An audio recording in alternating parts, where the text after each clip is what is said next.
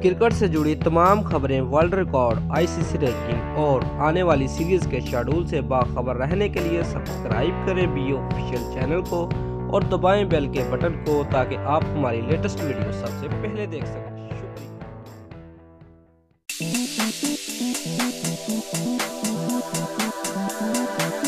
Viewers, अगर आप शाहिद अफरीदी के फैन हैं तो जल्दी से वीडियो को लाइक कर दें। मैं आपके लिए बहुत ही गुड न्यूज़ लेकर आया हूं।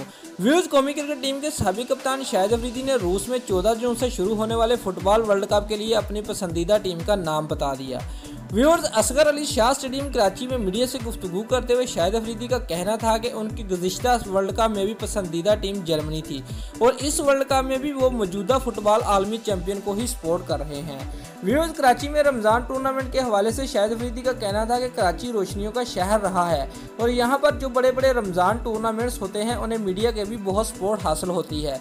उनके ख्याल में ये मैचेस दिखाए जाने चाहिए क्योंकि इससे इन टूर्नामेंट्स में खेलने वाले लड़कों को इत्मीनान मिलता है। इस टूर्नामेंट का एक बहुत बड़ा क्रेडिट सिंध रेंजर और पुलिस को भी जाता है।